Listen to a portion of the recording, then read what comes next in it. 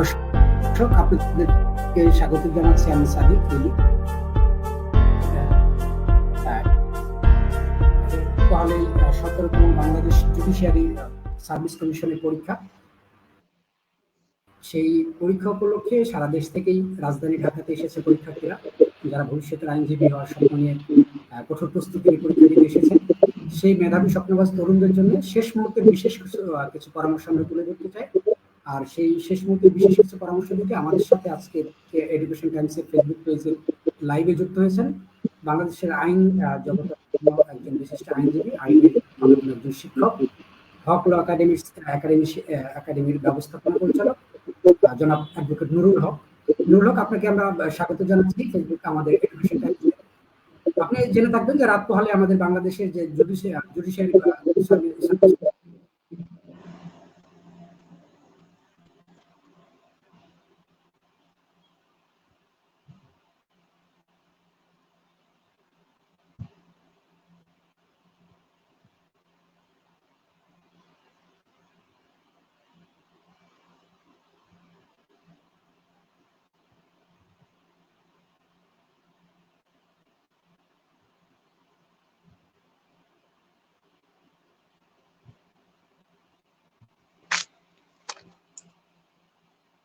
সাদিক সাহেব, আপনাকে কিন্তু শোনা যাচ্ছে না।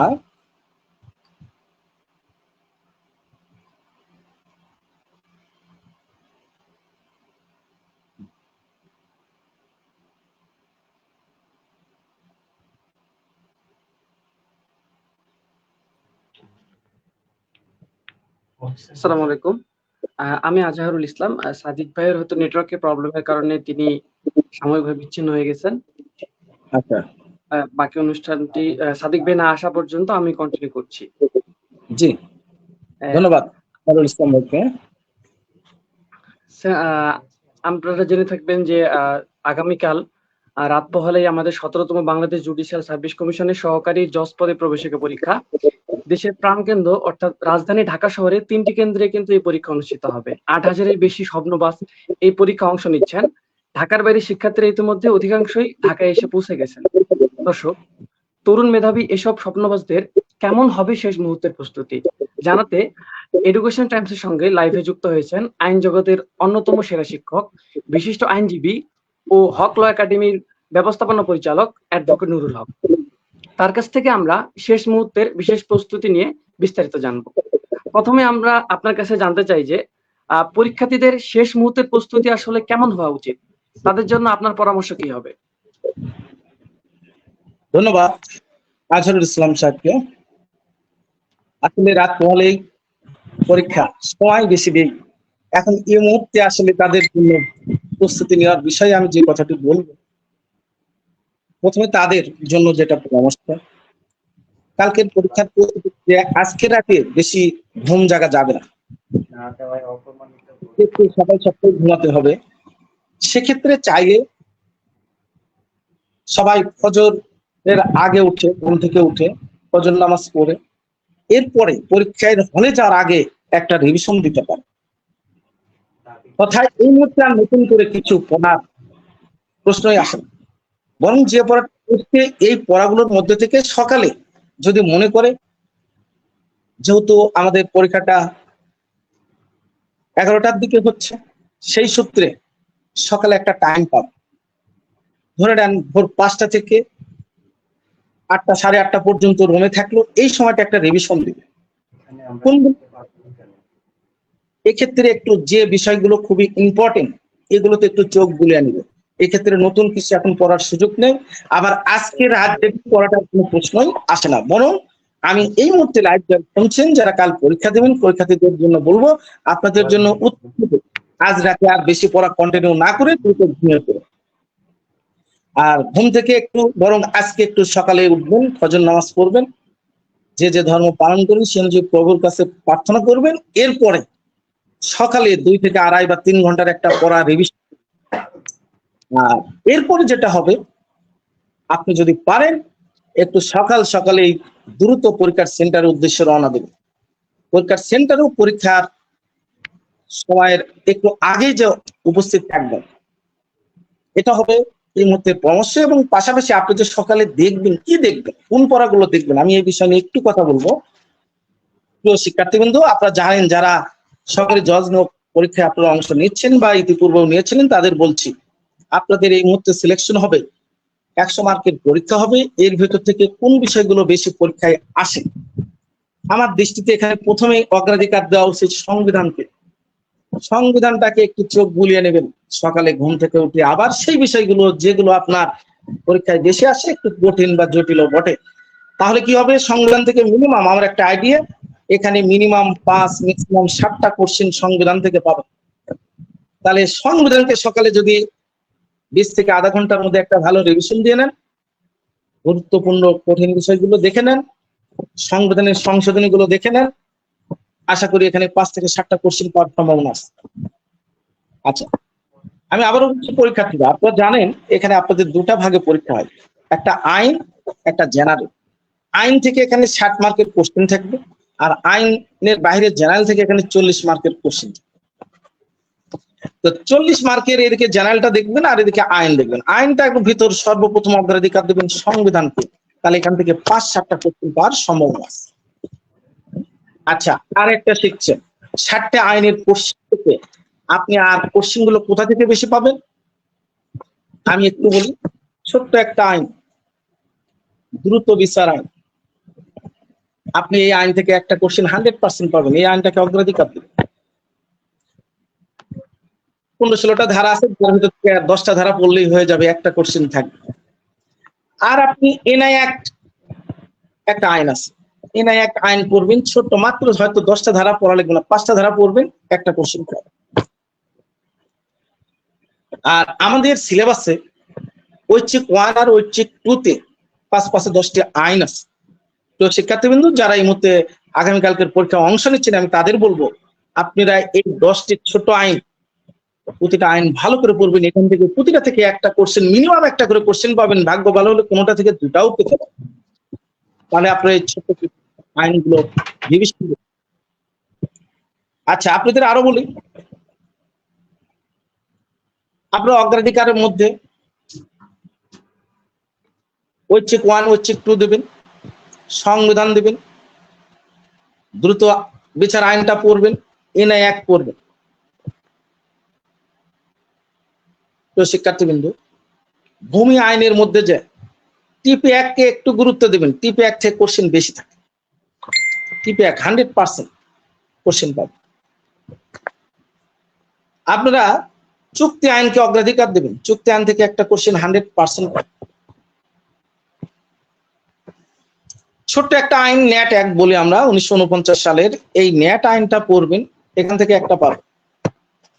স্যাট অ্যাক্ট থেকে একটা কোশ্চেন থাকবে, স্যাট অ্যাক্টের একটু পড়া বেশি, তারপরে শর্টকাটে পড়বেন, বিশেষ করে ধারা স্যাট অ্যাক্ট 96, এই 96 ধারাটার 18টা সাবসেকশন আছে, আপনার প্রতিটা সাবসেকশন ভালো করে পড়বেন। আচ্ছা, রেজিস্ট্রেশন অ্যাক্ট ছোট্ট একটা আইন, এই রেজিস্ট্রেশন অ্যাক্ট, ভূমি আইনের মধ্যে রেজিস্ট্রেশন অ্যাক্ট থেকে 100% কোশ্চেন পাবেন। আচ্ছা, আইনের কিছু ল্যাটিন টার্ম আসে, ল্যাটিন কিছু কোটেশন আসে, আপনাদের হাতে যে সকল বই গাইড আছে এগুলোতে আপনারা কিছু ল্যাটিন টার্ম কোটেশন গুলো পড়ছেন, এইগুলো আপনারা একটু রিভিশন দেবেন, এগুলো থেকে কোশ্চেন পাবেন।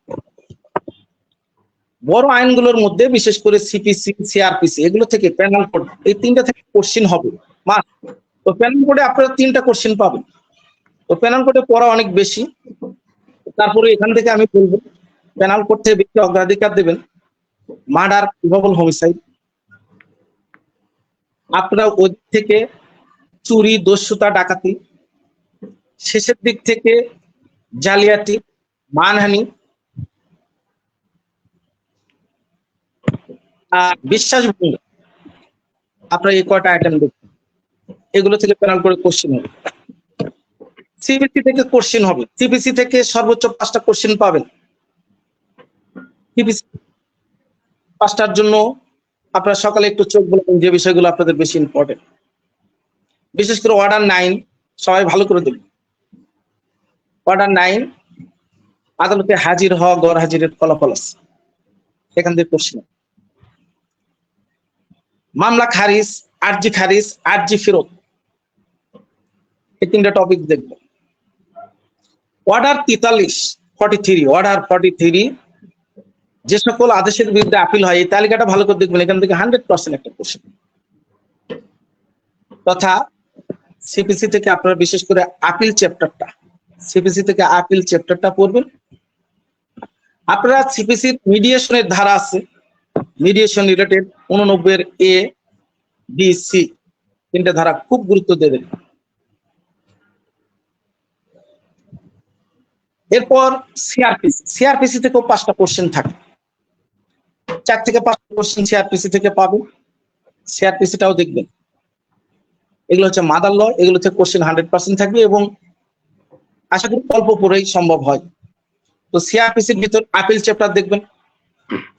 সিআরপিসি থেকে বিশেষ করে 154 থেকে 205 এর ডি এই টপিকসটা দেখবেন।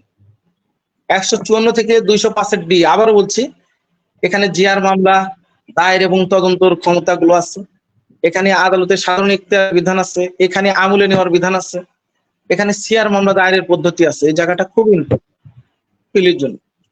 এর পাশাপাশি একটা জায়গা 100% একটা কোশ্চেন পাবেন, সেটা হচ্ছে 241 থেকে 265 এল তথা ম্যাজিস্ট্রেট বিচার পদ্ধতি ও দায়রা বিচার পদ্ধতি। তাহলে সিআরপিসি থেকে 4 থেকে 5টা কোশ্চেন পাবেন। তার ভিতর আমার মূল টার্গেটটা কোন জায়গা, আবারও বলছি, আপিল চ্যাপ্টার সাথে ডাবল জিওপার্ডি তথা 403 থেকে 431 এই জায়গাটা। এর সাথে ইম্পর্টেন্ট 154 থেকে 205 এর ডি এই জায়গাটা। এর সাথে ইম্পর্টেন্ট বিচার পদ্ধতি 241 থেকে 265 এল পর্যন্ত। আমি বেশি না, 3টে জায়গা দেখালাম। আর শুরুর দিকে ধারা 4 তথা ডিফিনেশন, ধারা 4 ডিফিনেশনের ধারা থেকে ধারা 35 এই জায়গাটা পড়বেন, এখান থেকে একটা কোশ্চেন। মোটামুটি এই কটা জায়গা পড়লে সিআরপিসির 5টা কোশ্চেনের 3টাই পাওয়া যাবে বলে আমি আশা করি। আচ্ছা, পাশাপাশি জেনারেল নিয়ে একটু কথা বলবো। আইনের বাইরে জেনারেল, তা আপনারা যদি 4 ঘন্টা করে দেখবেন, তো জেনারেলটা কোথায় কি দেখবেন? তো শিক্ষার্থী, জেনারেলের ভিতর গুরুত্ব দেবেন সাধারণ জ্ঞান। সাধারণ জ্ঞানের যদি আপনি জানুয়ারি থেকে মে পর্যন্ত, এটা দেখবে না, মার্চ এপ্রিল পর্যন্ত, এই 4 মাসের কারেন্ট অ্যাফেয়ার্স বা কারেন্ট নিউজ এরকম যদি বইগুলো আপনি অনুসরণ করেন, এখান থেকে জেনারেল নলেজে 10 মার্কের ভিতর 6টা পাবেন, 6টা। তাই সকাল এই জায়গায় একটু চোখ বুলাবো। আমাদের জেনারেল নলেজে বাংলাদেশ আন্তর্জাতিক থেকে 10টা কোশ্চেন হয়। এখানে পুরাতন ইতিহাসের চেয়ে আমাদের রিসেন্ট বা সাম্প্রতিক বিষয়গুলো বেশি আসে, তাই আমাদের জানুয়ারি থেকে এপ্রিল পর্যন্ত এই কয়টা বই আপলোড করি। আরেকটা বিষয়, সকালবেলা কেউ ম্যাথ বা গণিত দেওয়ার চিন্তাই করবেন না। ইংলিশ আর ব্যাকরণে আসবো। ইংরেজি ব্যাকরণের যে বিষয়গুলো আপনি জানেন, এগুলো ছোটবেলা থেকেই মুখস্থর বিষয়। এই মুহূর্তে ঢুকে দেখতে যে আপনার মাথাটাও নষ্ট হয়ে যাবে। তারপরও কিছু মেটার আপনি যদি চান দেখতে পারেন।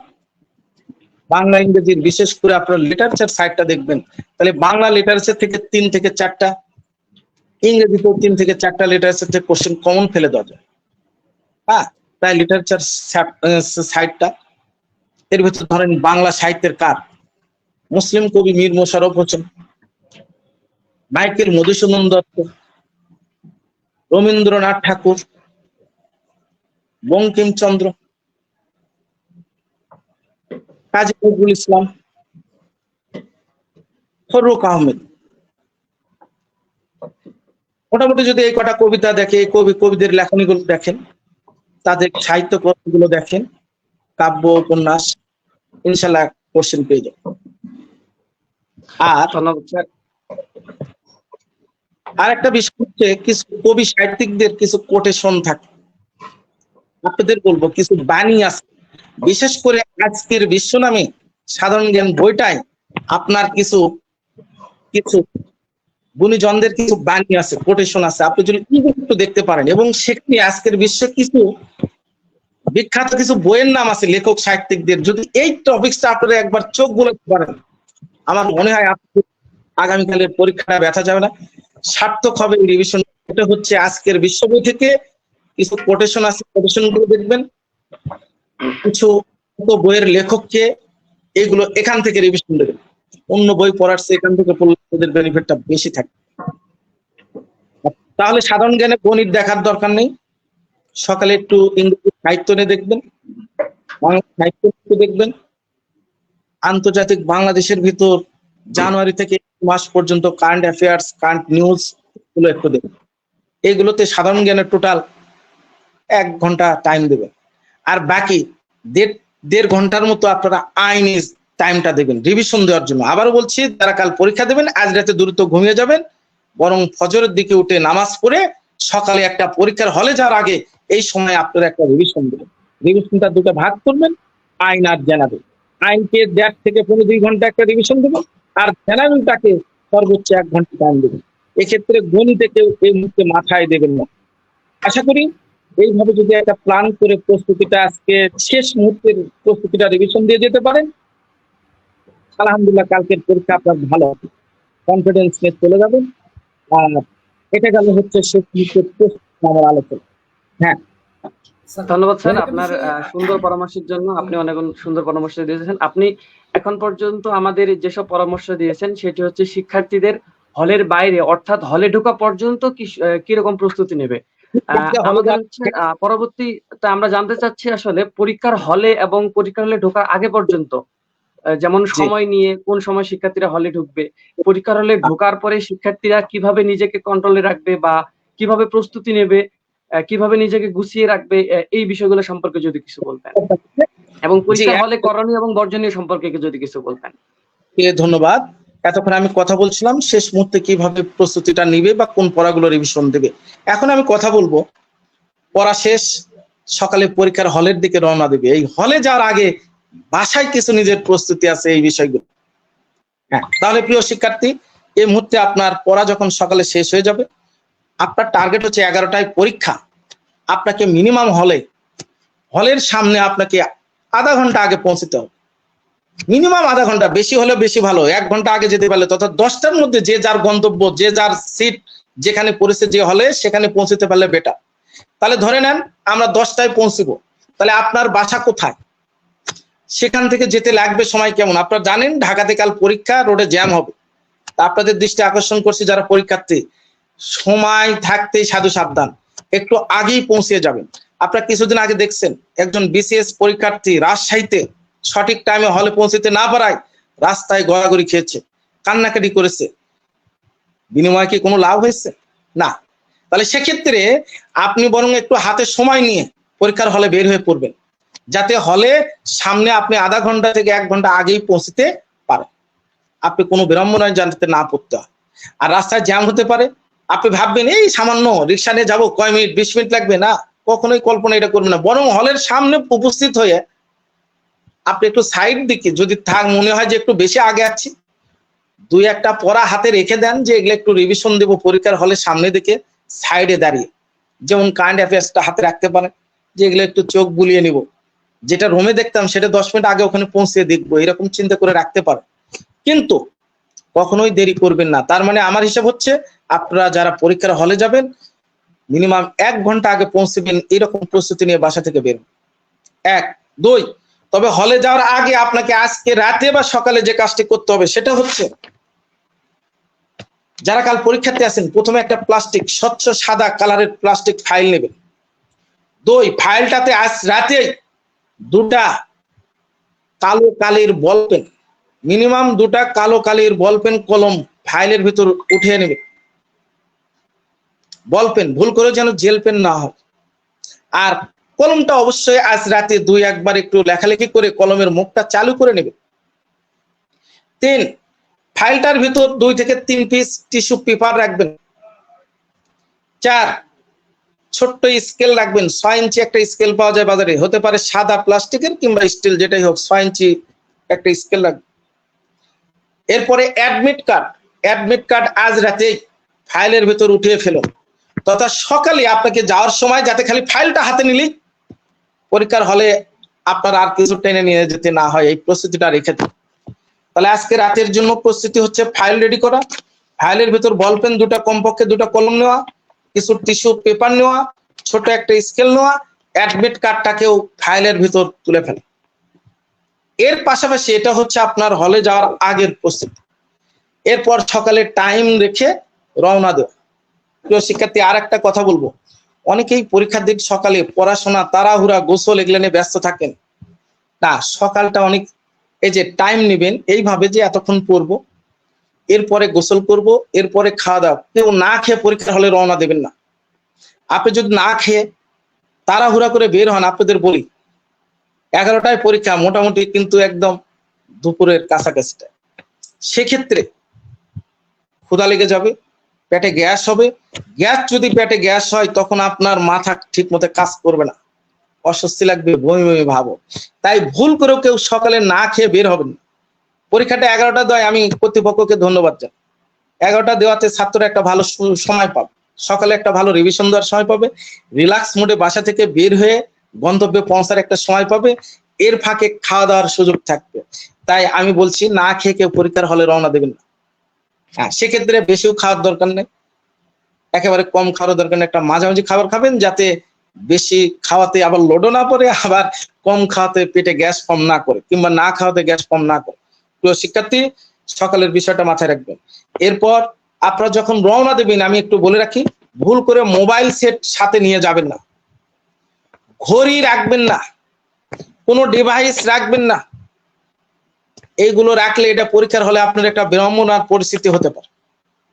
আমি দেখেছি অনেক ছাত্রকে হলগার্ড বলেছে আপনি ঘড়িটা বাইরে রেখে আসুন, মোবাইলটা বাইরে রেখে আসুন, আমরা দায়িত্ব নিব না।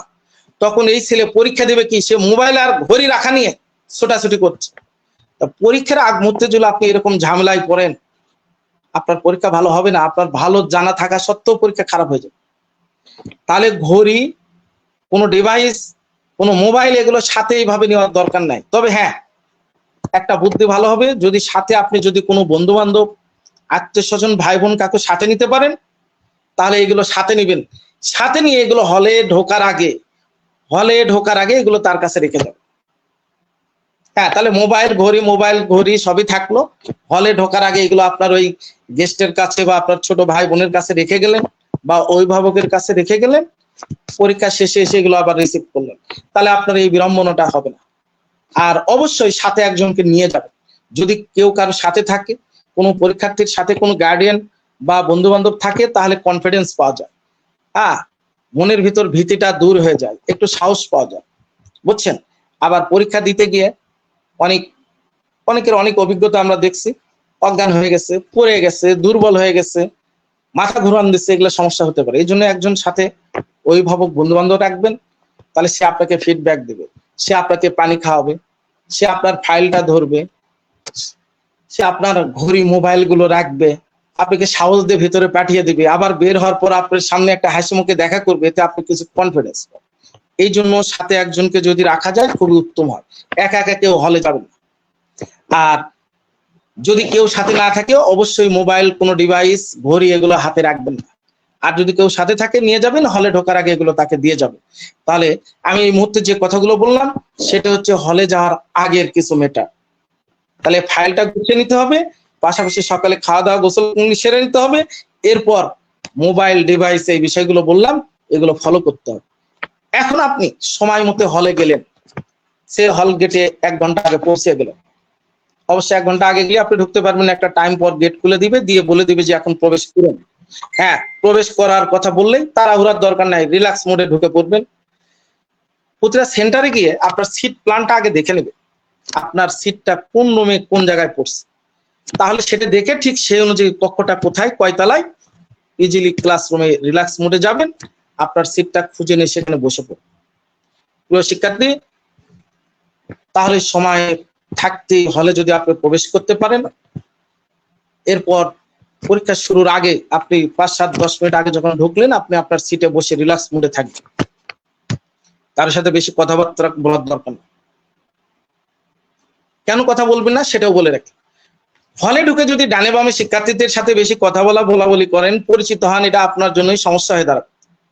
হঠাৎ করে পরীক্ষার ভিতরে আপনাকে একটা কোশ্চেনের উত্তর চেয়ে বসবে, বেশি ফ্রি হবেন যে আপনার কাছে হেল্প চেয়ে বসবে, আপনার অ্যান্সার শিটটা টান দিয়ে বসবে, আপনার হাত ধরে টান দেবে, ভাইটা একটু বলে দেন, এমন হবে সে আপনার হাত টান দেবে, হল গার্ড আপনাকে বহিষ্কার করবে।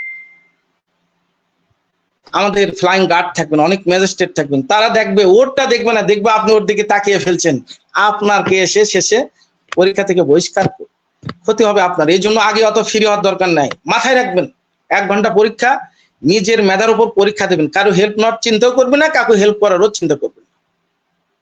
তাহলে পরীক্ষার হলে ঢুকে বেশি কারোর সাথে প্রীতি করার, কারোর সাথে বেশি সম্পর্ক করার, এত পরিচিত হওয়ার কিছু নেই, বরং এই সম্পর্ক আপনার ক্ষতি করবে। ও তখন সুযোগ চাবে, আপনার খাতা ধরে টান দেবে, আপনার ওমার শিট ধরে টান দেবে, হাত ধরে টান দেবে, একটা কোশ্চেন করবে, এই সুযোগগুলো পেয়ে যাবে। তাহলে এই সুযোগগুলো দেওয়ার এত দরকার নেই, কারোর সাথে ফ্রি হওয়ার দরকার। এইবার হ্যাঁ, টাইমলি হল গার্ড চলে আসবেন, তিনি এসে আপনাদেরকে প্রথমে ওমার শিটটা দিয়ে দেবেন, যেখানে আপনার নাম রোল লিখতে হবে। তাহলে এটা পাওয়ার পর নাম রোল লিখে ফেলবেন, অ্যাডমিট কার্ডের সাথে মিল রাখে নাম রোল লিখবেন, সেখানে স্বাক্ষরের একটা জায়গা থাকবে, স্বাক্ষরটাও করে রাখবেন। পাশাপাশি কোশ্চেন দেওয়ার পর আপনার একটা কাজ শুরু হবে। প্রথমে হচ্ছে প্রতি কোশ্চেন একটা সেট কোড থাকবে। পুরো শিক্ষার্থী এই জায়গাটা খুবই খুবই গুরুত্বপূর্ণ, অনেকে এটা জানে না। সেট কোড, তো কোশ্চেনের ওপর প্রত্যেকের সেট কোড থাকবে। এই সেট কোড অনেকেই পূরণ না করে চলে আসে, পরে এসে ধরা পড়ে এই সেট কোড ছিল আমি তো পূরণ করিনি। হ্যাঁ, সেট কোড পূরণ না করলে উত্তরপত্র বাতিল বিধান আছে। তাহলে আপনি যত ভালোই পরীক্ষা দেন, সেট কোড পূরণ না করলে উত্তরপত্র বাতিল। তাহলে আমি এই সময় যেটা বলছি, হলে ঢোকার পরে কি করবেন? তাহলে হলে ঢোকার পরে কি, প্রথমে চুপচাপ বসে থাকবেন ভদ্র ছেলের মতো। এরপর কি করবেন? কারোর সাথে বেশি পীড়িত করা, কারোর সাথে বেশি সম্পর্ক করার চেষ্টা করবেন না। হল গার্ড যখন আপনাকে ওমার শিট দিবে, তখন ওমার শিট থেকে আপনি হল গার্ড যখন ওমার শিট দিবেন, তখন আপনি ওমার শিটে আপনার রোল, নাম এগুলো পূরণ করবেন। এরপর কিছুক্ষণ পর যখন টাইম হবে, ঠিক টাইমে আপনাকে কোশ্চেনটা দেবে। আর কোশ্চেন দিলে আগে কখনো কোশ্চেন করতে যাবেন না, না যে কি করবেন, প্রিয় শিক্ষার্থীবৃন্দ, কোশ্চেনের উপর আপনার সেট কোড থাকবে, এই সেট কোডটা আগে পূরণ করবেন। অ্যান্সার একটা পরে করেন, কিন্তু সেট কোডটা আগে নেবেন। না হলে কি হয়, যদি আপনি কোশ্চেন পড়তে চলে যান বা অ্যান্সারে চলে যান, তাহলে পরে দেখবেন এই সেট কোড আর পূরণ করতে মনে থাকবে। অনেক সময় হল গার্ড এগুলো শান্ত দেখে দেয়, এই স্বাক্ষরের সময় তিনি বলবেন এটা পূরণ করেনি, কিন্তু আবার অনেকেই এটা নাও দেখতে পারে। তাই আপনি সেট কোড যদি না পূরণ করে থাকেন, এর জন্য হল গার্ড বা অন্য কেউ দায়ী না, শেষে আপনার ক্ষতি হবে। এই জন্য প্রিয় শিক্ষার্থীরা, সেট কোড পূরণ করবে। এরপর স্বাক্ষর করতে ভুলবেন না, নিজে স্বাক্ষর করতে ভুলবেন না, এমনকি হল গার্ডের একটা স্বাক্ষর আছে, সেই স্বাক্ষর নিতেও ভুলবেন না। তার মানে কি, যখন হল গার্ড আসবেন আপনাদের এগুলোতে স্বাক্ষর করতে, ঠিক সেই টাইমে আপনার ওমার শিটটা ছেড়ে দিয়ে স্বাক্ষর করে নেবেন। আচ্ছা, এরপর পরীক্ষা শুরু হয়ে গেল, সময়ের দিকে তাকে পরীক্ষা দেবে। প্রিয় শিক্ষার্থী, 100টা কোশ্চেন, 60 মিনিট টাইম। এখানে 35-36 সেকেন্ড পাওয়া যাবে একটা করে কোশ্চেনের জন্য। তাহলে কিভাবে সম্ভব এই অল্প সময়ের মধ্যে 100টা কোশ্চেন উত্তর করা? তা আসি, আপনি 100টা কোশ্চেন আপনাকে উত্তর করতে হবে না, পাশের জন্য লাগবে 50টি। 50টা যদি সঠিক অ্যান্সার করতে পারেন, আপনি পাস। অথবা 50-এর বেশি অ্যান্সার করলেন, কিছু মাইনাস করেও যদি 50 বা 50-এর বেশি আপনার যদি সঠিক উত্তর হয়ে থাকে, তাহলেও পাস। তাহলে সেই সূত্রে আপনার 100টি দরকার নেই, আপনার দরকার সর্বনিম্ন 50, ঊর্ধ্বে যতদূর যাওয়া যায়। তো সেই দৃষ্টিতে বুদ্ধি কি? বুদ্ধি হচ্ছে, প্রিয় শিক্ষার্থী, এক্ষেত্রে সময়ের দিক তাল মিলিয়ে পরীক্ষাটা দিতে হবে। তো প্রথমে যে কাজ করবেন, ছোট কোশ্চেনগুলো আগে উত্তর করবেন। তাহলে 1 নম্বর কোশ্চেন থেকে শুরু করলেন, কোশ্চেন পড়া মাত্র যদি উত্তরটা আপনার একদম সঠিক জানা থাকে, সাথে সাথে অ্যান্সার। অনেকেই কি করেন, আগে প্রশ্ন শিটে উত্তরগুলো দাগিয়ে নেন, পরে সেটা উত্তর ঘর পূরণ করেন। না, আমার পরামর্শ হচ্ছে আগে দাগিয়ে নেবেন, পরে পরে সেগুলো এক চান্সে 10টা পূরণ করবেন। এই কাজ কেউ করবেন না, যখন যেটা পড়বেন সাথে সাথে সেটার অ্যান্সার করে চলে যান। তাহলে 1 নম্বর কোশ্চেন পড়লেন, উত্তর ক হবে জানা হচ্ছে, আপনি টু দা পয়েন্টে উত্তরটা সাথে সাথে করে দেবেন। আচ্ছা, এইভাবে এগোবেন। 1-2 সহজ পারলেন, সাথে সাথে অ্যান্সার। 3 বড় কোশ্চেন স্কিপ করুন। বড় কোশ্চেনকে পড়িয়ে এখন 2 মিনিট 1.5 মিনিট সময় নষ্ট করবেন না। 4 প্রবলেমেটিক কোশ্চেন, এটা পড়ে বুঝে অ্যান্সার করতে গেলে সময় লাগবে, স্কিপ করে চলে যান। তাহলে যেটা ছোট সেটা আগে উত্তর দিয়ে যান, যেটা সহজে পড়ে উত্তর হবে সেটা দিয়ে যান।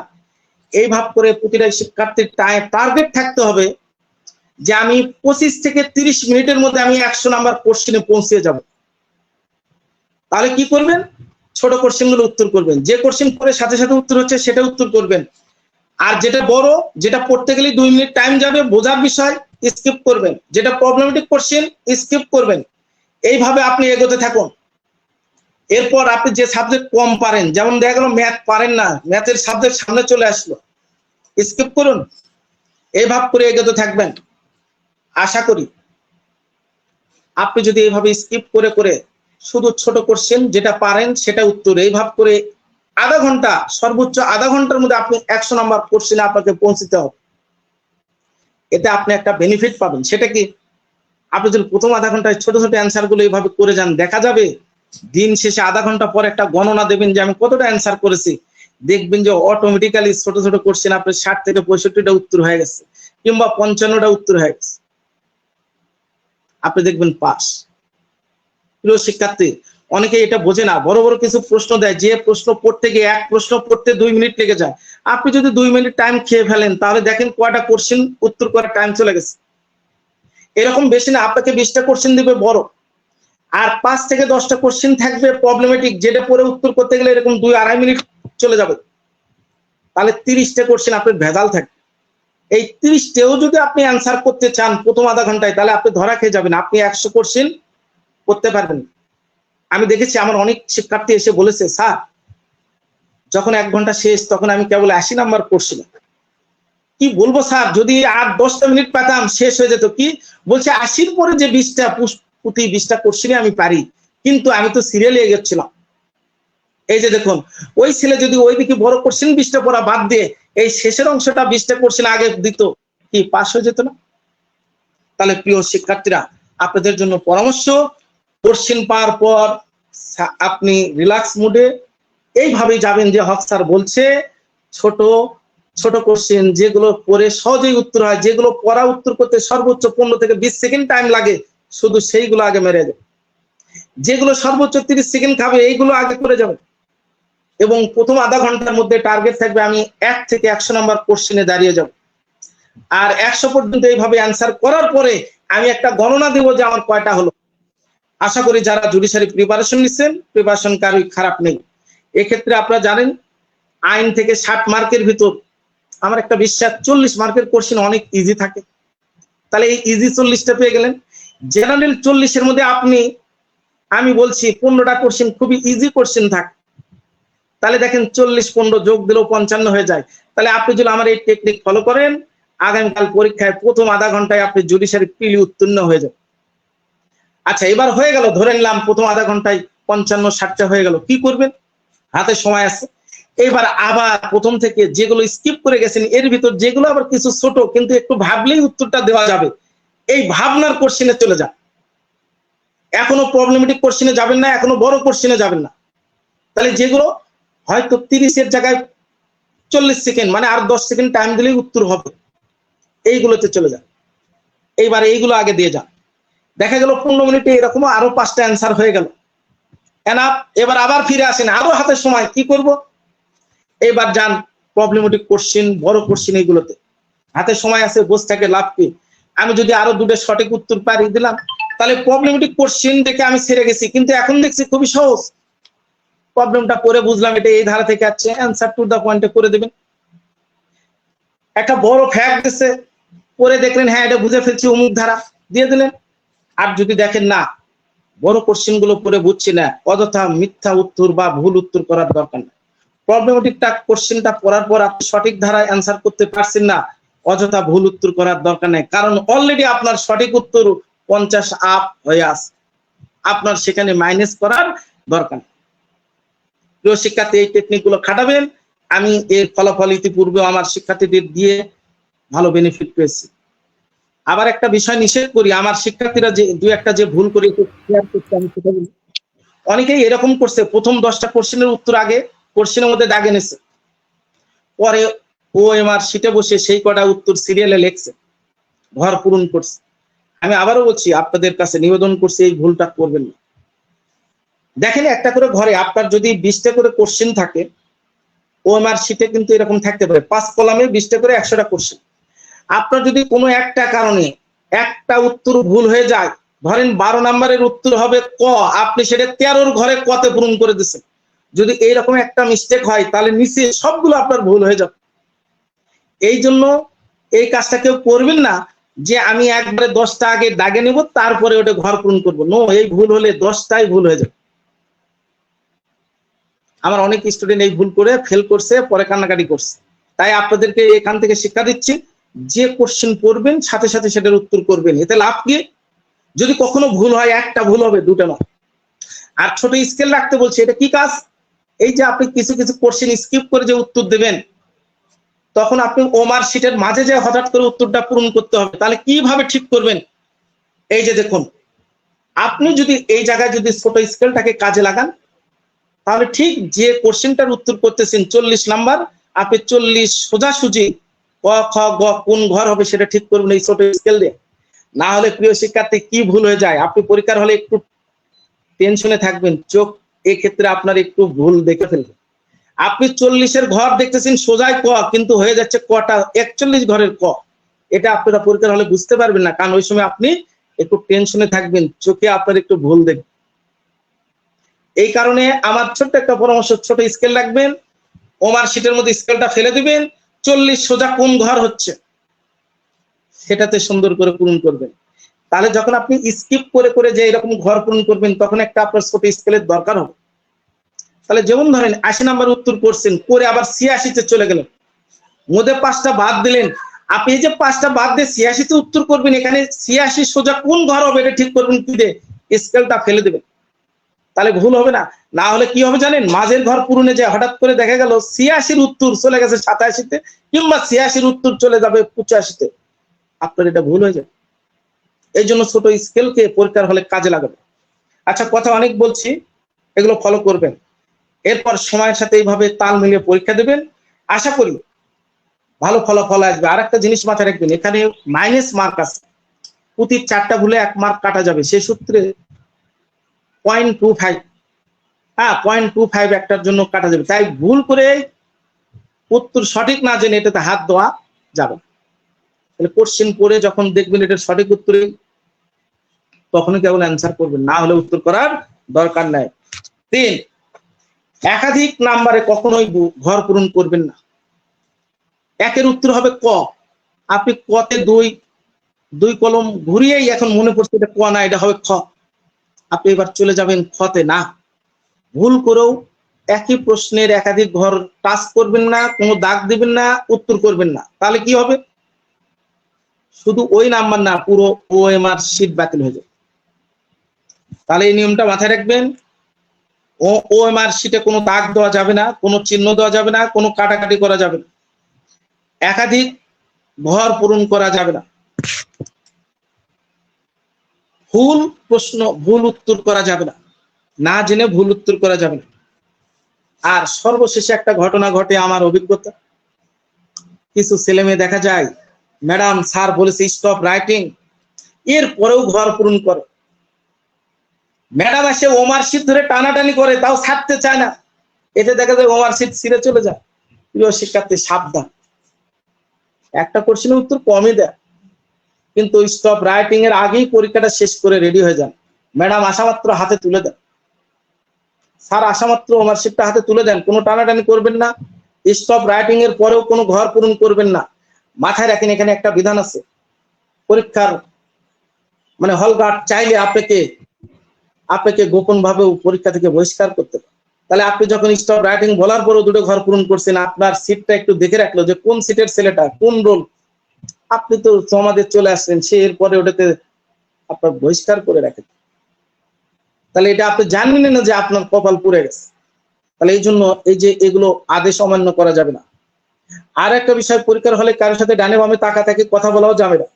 এমন হবে আপনি কথা বলছেন, টানাটানি করছেন, ম্যাডাম কিছুই বলেন, মনে হবে পরীক্ষা ভালোই দিলাম, পরে দেখবেন আপনার রেজাল্ট আসে।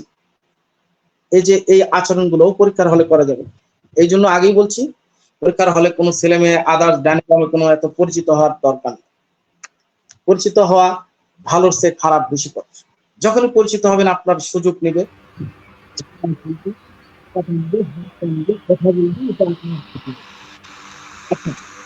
তাহলে পরীক্ষার হলের সিস্টেমটা বললাম। সর্বোপরি এইভাবে পরীক্ষা দিয়ে যা পারেন সেটাই উত্তর করে আপনি যথা টাইমের মধ্যে জমা দেবেন। তবে এখানে একটা কোশ্চেন হতে পারে, স্যার আমি যদি সব মিলিয়ে ওভারঅল যদি আমি দেখা গেল 40-45 পাইছি, আমার তো পাসই হচ্ছে না, কি করব? হ্যাঁ, যখন দেখবেন 40-45 হচ্ছে, এমনিতেই আপনি 50-এর নিচে, পাস হচ্ছে না, তখন আপনাদের বলে নি, তখন আপনি আল্লাহর নামে সব যেটা পড়বেন সেটাই আপনার যেটা মনে চায় এভাবে উত্তর করে যাবেন। এভাবে একটা ঝুঁকি নিবেন যে এমনিও হচ্ছে না অমনিও হচ্ছে না। সেক্ষেত্রে আপনারা এইভাবে 80টা মিনিমাম 80টা কোশ্চেন পূরণ করে দেবেন। 80টা আপনার মনে যেটা চায়। তবে আমার একটা সূত্র বলি, সিতে বেশি মারবেন। আগামীকালের পরীক্ষা আমার একটা আজকে বলে রাখলাম, সি অপশন চয়েস দিলাম আপনাদের, যেটা কোনো কমন নাই সি অপশন মারে চলে যাবে। কমন নাই, এমনিতেও ফেল অমনেও ফেল, এরকম পরিস্থিতিতে সি অপশন টার্গেট নিয়ে মেরে চলে যাবে। এমন হতেই পারে, আমার দেখা, আমার এই পরামর্শ নিয়েও আমার এক পরিচিত জন অ্যাসিস্ট্যান্ট জাজ হয়ে আলহামদুলিল্লাহ জয়েন করছে। বলছে আমি পরীক্ষার হলে দেখছি আমার 39 হয়, আর কি করব? বলছে আমি তখন আর কোশ্চিনও পড়িনি, কোশ্চিন সরে রেখে ওমার সিটে আমি শুধু সব সি মারিতে চলে আসছি। এটা একটা অভিজ্ঞতা, একটু ফান করলাম আর কি। যদি কারো এরকম পরিস্থিতি হয়ে যায় যে আমার ফেল হয়ে যাচ্ছে, আর কি করব, ভেবেও লাভ হচ্ছে না, তখন আপনি একটা ঝুঁকি নিতেই পারেন যে চয়েস গুলো দেখি সিতে কারেক্ট একটা অপশন, সিতে কারেক্ট। আমরা দেখা যায় কম্পিটিটিভ এক্সামের এরকম সি নাম্বার অপশনে উত্তর সঠিক বেশি থাকে, বুঝছেন? কাজ পরীক্ষা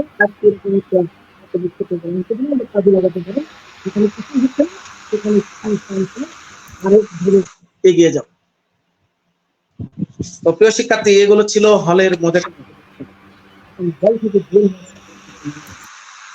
আপনি পরীক্ষা ভালো হয়েছে দেখে উত্তেজিত হয়ে, উচ্ছ্বাসিত হয়ে, হইচই করে বেঞ্চ ফেলে দিয়ে ধাক্কা খেয়ে চলে আসবেন না।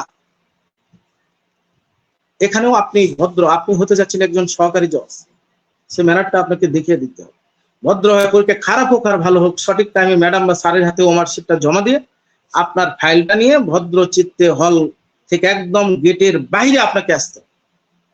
এর মধ্যে আসার পথে কারোর সাথে ধাক্কা খেলেন, এমন হলো আমাদের এখানে কিন্তু বিচারপতি মহোদয়রা থাকবেন, বিচারক মহোদয়রা থাকবেন, অনেক জুডিশিয়াল ম্যাজিস্ট্রেট থাকবেন, তাদের সাথে ধাক্কা খেলেন না, আপনার কাছ থেকে কাম্য না। আপনার আশাটাও হতে হবে মার্জিত, সুশৃঙ্খল, ঠিক আছে? এইভাবে আপনি হল পরিত্যাগ করবেন, গেটের বাইরে আসবেন। গেটের বাইরে এসেও অনেকের পরীক্ষা ভালো হতে পারে, অনেকের খারাপ হতে পারে। আপনার ভালো হলেই বেশি উচ্ছ্বাসিত হওয়ার দরকার, আবার বেশি খারাপ হলেই ভেঙে পড়ারও দরকার। নিজেকে সাবধানে রেখে, নিজেকে সামলিয়ে রেখে, আপনার সাথে যিনি গিয়েছেন ভাই বোন অভিভাবক, তার সাথে করে নিয়ে আপনি পরীক্ষার এলাকা ত্যাগ করে বাসায় আসবেন, কিংবা বন্ধু বান্ধবদের সাথে নিয়ে কোথাও বসে আগে প্রথমে চা পানি খাবেন। চা পানি খেয়ে এবার দেখতে পারেন যে পরীক্ষাটা আমার কেমন হলো, সঠিক আছে কিনা। এক্ষেত্রে আপনারা বন্ধু বান্ধব বসে গ্রুপ স্টাডিতেও ঠিক করতে পারেন, আবার নিজে বাসায় এসে বই নিয়ে বসেও এগুলো সঠিক উত্তর কোনগুলো বের করতে পারেন। তবে একটু সময় দিলে অনেক কিছু আমরাই দিয়ে দেবো। যেমন পরীক্ষা যদি 11টায় থেকে 12টার মধ্যে শেষ হয়, হয়তো নামাজের আগে সম্ভব না হলেও নামাজের পরে ইনশাল্লাহ আমরা লাইভ করে আগামীকালের কোশ্চেন সলভটা আমরা ইনশাল্লাহ হকলা একাডেমি লাইভে ইনশাল্লাহ আমরা দিয়ে। আপনারা চাইলে আপনি নিজে আগে একটা নিজের উত্তরপত্র রেডি করে রাখবেন, এরপরে আমাদের লাইভ, আমাদের মতো আরো অনেকেই হয়তো করবে, তাদের লাইফের সাথে মিলিয়ে দেখবেন যে আপনার কতটা সঠিক।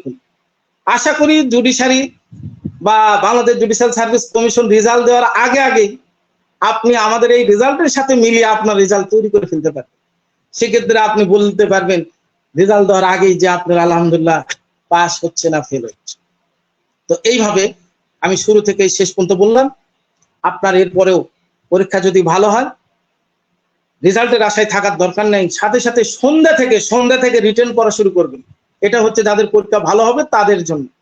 রিটেন শুরু করবেন, কোনো কোথাও আড্ডা, কারো কাছে দেখা না।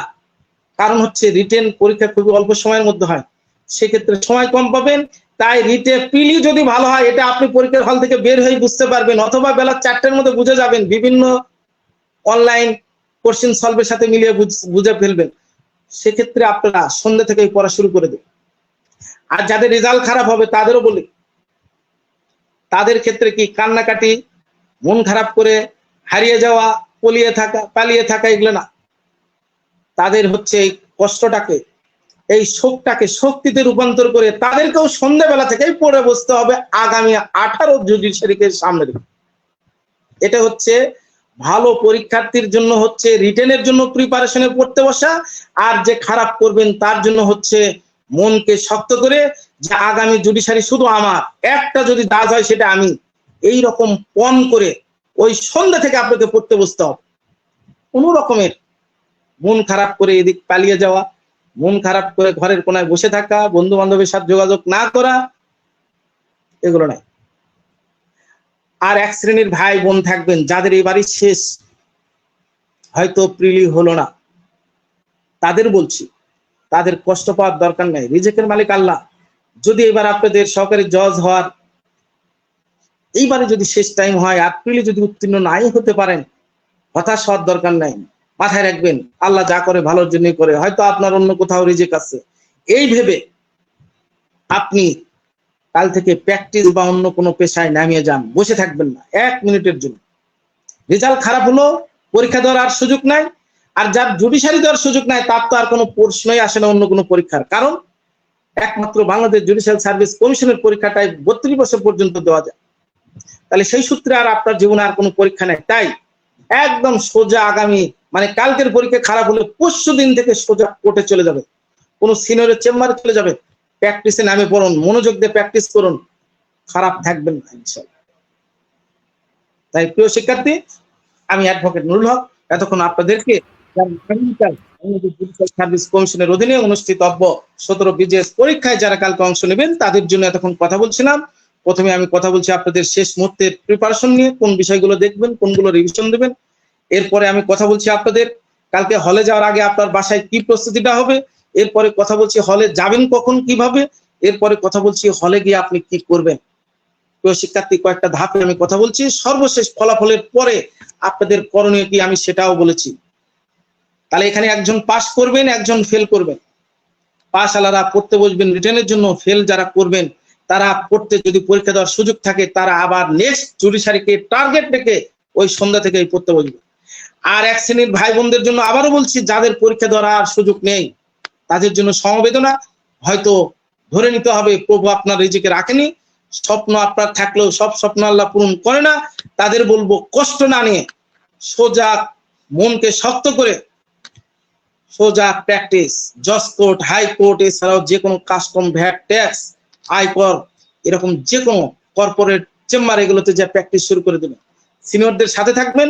আলহামদুলিল্লাহ যারা প্র্যাকটিসে আছে তারা কেউ খারাপ করে না, রিজিকের মালিক আল্লাহ। জাজ হলেই যে আপনি ভালো থাকবেন আর অ্যাডভোকেট হলেই যে আপনি খারাপ থাকবেন তা না। এমন হতে পারে জাজ নয় আপনি প্র্যাকটিস করে ভালো করতে পারেন।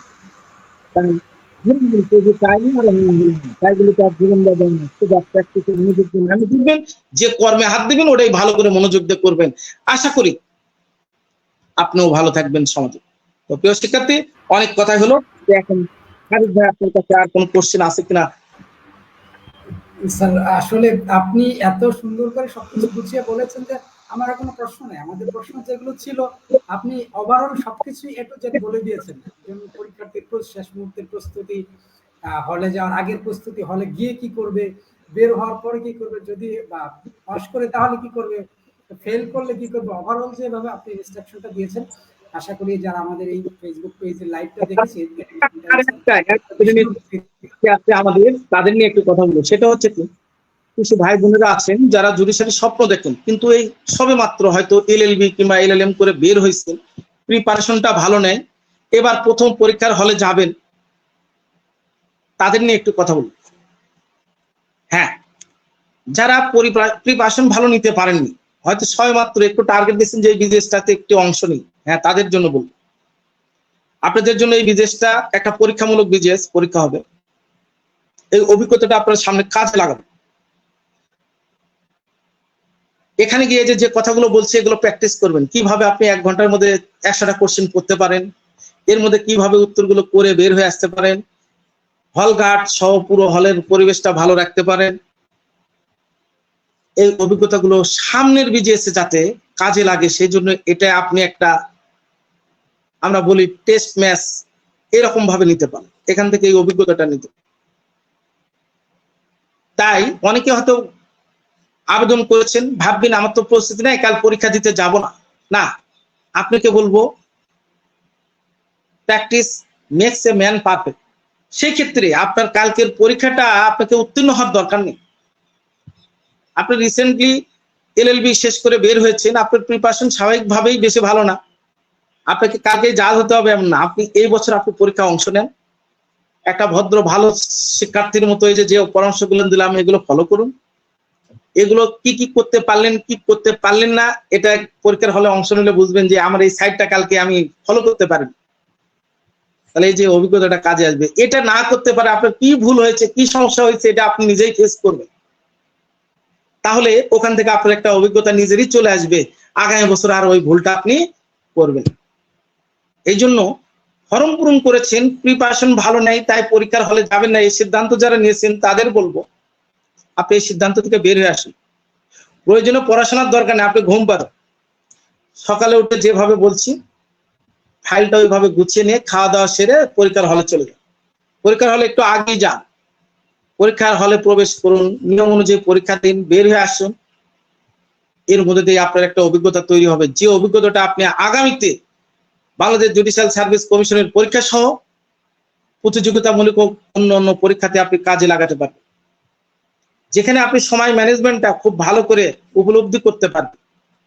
পরীক্ষা একটা ভীতি কাজ করে শিক্ষার্থীদের মধ্যে, আপনি এই পরীক্ষাটা কালকে দিলে আপনার এই পরীক্ষা ভীতিটাও দূর হবে। আর একটা বিষয়, 100টা কোশ্চেন পড়ে 60 মিনিটের মধ্যে তার পরীক্ষা দিয়ে উত্তীর্ণ হওয়া, এই বিষয়ে একটা কোশ্চেন কিভাবে পড়ে দ্রুত অ্যান্সার করে বেরিয়ে আসা যায়, এই জিনিসটা আপনি শিখতে পারবেন কালকের পরীক্ষার। আরো নতুন নতুন কিছু অজানা কিছু অভিজ্ঞতা আপনার কপালে জুটে যেতে পারে। যেমন গতবার বার কাউন্সিলে আমরা দেখেছি সারা ঢাকার কোথাও এই অভিজ্ঞতাটা হয়নি, কিন্তু একটা সেন্টারে ছেলে মেয়েদের একটা ভিন্ন অভিজ্ঞতা হয়েছে, যেটা আর কারো হয়তো কোনোদিন নাও হতে পারে। কি হয়েছিল, পরীক্ষা চলাকালীন হঠাৎ করে 10 মিনিট বিদ্যুৎ নেই। বলেন 10 থেকে 15 মিনিট বিদ্যুৎ না থাকলে আপনি কি পরীক্ষা দেবেন? এই যে একটা নতুন অভিজ্ঞতা। তাহলে এরকম উপস্থিত নতুন নতুন কিছু অভিজ্ঞতার শিকার হতে পারে, তাহলে পরীক্ষার হলে সেটাও জানাও। আর একটা জিনিস সমস্যা, ঘড়ি নিয়ে যাওয়া যায় না, ডিভাইস রাখা যায় না, এখানে একটা ঝামেলায় পড়তে পারেন। দেখা গেল আপনি যে হলে আপনার সিট করেছে এই হলে কোনো ঘড়ি নেই, আপনার রুমে কোনো ঘড়ি নেই, এটা খুবই একটা বাজে অবস্থা। এক্ষেত্রে আমি কর্তৃপক্ষদের দৃষ্টি আকর্ষণ করব, যারা বিশেষ করে এই প্রতিযোগিতামূলক পরীক্ষা নেন তাদের দৃষ্টি আকর্ষণ করব, আমরা এই সমস্যায় ফিল করেছি, এটা খুবই সমস্যায় করে। এতে করে পরীক্ষার হল গার্ডও সঠিক টাইমগুলো বলতে চায় না, আবার বললেও কিছুক্ষণ পরপর চিল্লানি দেয়, এই 30 মিনিট, এই আর 10 মিনিট, এগুলো পরীক্ষার্থীদের জন্য পরীক্ষায় কনসেন্ট্রেশনে বাধা প্রাপ্ত হয়। তাই আপনাদেরকে আমি বলবো, যারা পরীক্ষা নিচ্ছেন কর্তৃপক্ষ, তাদের দৃষ্টি আকর্ষণ করব, এই জাতীয় প্রতিযোগিতামূলক পরীক্ষাগুলো নিলে আপনারা অবশ্যই একটু সেই কর্তৃপক্ষ সেই স্কুল কলেজগুলোতে নিবেন যাদের প্রতিটা ক্লাসরুমে ঘড়ি থাকে, যাদের প্রতিটা ক্লাসরুমে ঘড়ি থাকে। যদি ঘড়িটা না থাকে, এদিকে আমি ঘড়ি নিয়েও যাইনি, মোবাইলও নিয়ে যাওয়া যাচ্ছে না, তাহলে আমি টাইমটা দেখবো কেমন, আমি টাইম ম্যানেজমেন্ট করবো কেমন? এতে কিছু হল গার্ড আছেন, বলেন যে আর আছে এই কয় মিনিট, আর আছে এই কয় মিনিট, একটা সাবধান করেন। এতে আমাদের কিছু সমস্যা হয়, মনোযোগী ছাত্রদের ক্ষেত্রে এটা কনসেন্ট্রেশন বাধাপ্রাপ্ত। আবার কিছু হল গার্ড আছেন এগুলো বলতে চান না, এক চান্সে যে 50 মিনিট আগে বলছে এই আর 5 মিনিট আছে। দেখুন কিছু ছেলে মেয়ে ভাবছে এখন হয়তো আধা ঘন্টা আছে, কিন্তু ম্যাডাম বলে দিল আর 5 মিনিট আছে। বলেন তো এর অবস্থাটা কি? এই জন্য এটাও একটা অভিজ্ঞতা যে ঘড়ি নাই রুমে, কিন্তু 1 ঘন্টার মধ্যে 100টা কোশ্চেন পরীক্ষা দিতে হবে, এই যে একটা অভিজ্ঞতা। এটা আমি আমার কিছু স্টুডেন্ট এবং কিছু বন্ধু বান্ধবদের এই অভিজ্ঞতা শুনেছি, তারা বলেছে বন্ধু ঘড়ি ছিল না, কি বলবো, কি যে একটা বিড়ম্বনায় পড়লাম, স্যারও ঠিক মতো টাইমটা বললো না, একদম শেষ মধ্যে হঠাৎ করে বলছে আর 5 মিনিট আছে। বলছে তখন আমি কেবল 55 বা 60 মার্কে আছি, এখনো আমার 40টা কোশ্চেন ব্যাক। বলছে ঘড়িটা যদি দেখতাম, বুঝে বুঝে একটু আগেতাম, টাইম ধরে এগোতাম, কিন্তু ঘড়ি নাই, কি করবো। আবার কেউ এসে বলছে আমার ঘরে ঘড়ি ছিল না, কিন্তু স্যার ছিল। একটু পর পর কি যে ঝাঁঝালো কণ্ঠে কথাগুলো বলছিল, খুব বিরক্ত লাগতেছিল। একটা কোশ্চেন পড়ে আছি, এখন বুঝবো অ্যান্সার করবো, এই সময় হঠাৎ করে চিল্লা নিতেছে, এই আর 10 মিনিট, বলছে এই কথা শুনে ওটা ভুলে গেছে। তাহলে দুটারই সমস্যা আমরা ফিল করেছি। এই জন্য আমি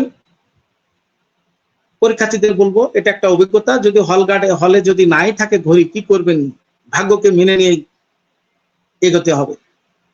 তবে এক্ষেত্রে আমি একটু সুপারিশও করব, আমার পরীক্ষা যারা নেন এই সকল কর্তৃপক্ষের দৃষ্টি আকর্ষণ করব, যে সকল সেন্টারগুলোতে সিট প্ল্যান করবেন অবশ্যই আগে থেকে এটা একটা নিশ্চিত করার ব্যবস্থা করবেন যে প্রতিটা রুমে যেন শিক্ষার্থীদের ঘড়ি থাকে।